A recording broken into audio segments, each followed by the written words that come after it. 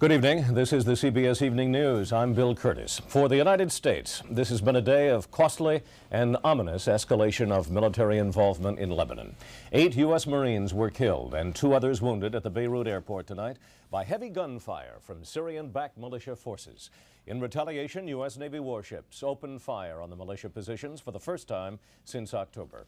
Earlier, American warplanes went on their first combat mission in Lebanon and suffered their first losses in action since Vietnam. 28 A-6 intruders and A-7 Corsairs from the carriers Kennedy and Independence attacked Syrian positions in the mountains east of Beirut. 2 of the planes, 1 of each type, did not return. They were shot down by Soviet-made SAM-7 and SAM-9 heat-seeking missiles. The pilot of the downed A-7 parachuted to safety. One of the 2 crewmen of the downed A-6 is said to have been taken prisoner. The other is said by Syrian soldiers and witnesses to have died of his injuries, but the Pentagon has not confirmed this.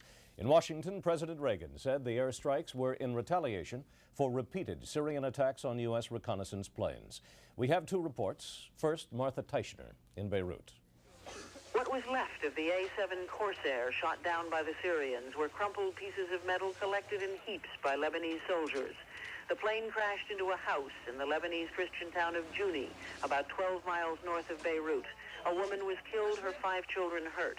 The pilot, Commander Edward Andrews, squadron leader for the bombing mission, parachuted free and is now back aboard the carrier Independence. This is the first time the United States has carried out an airstrike against Syrian positions in Lebanon. 28 planes from the Independence and the Kennedy hit anti-aircraft positions in the northern Shuf and Matan regions. The strike was described as a direct retaliation after the Syrians fired on American F-14 reconnaissance planes yesterday. The Syrian authorities clearly know that they were firing on U.S. reconnaissance aircraft, and the volume of fire makes it clear that this was not locally directed or random fire.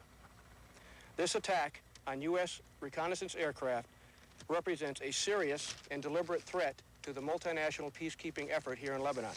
The intensity and the timing of the bombing attack suggests that the United States, perhaps in partnership with Israel, may have agreed to get tough on Syria.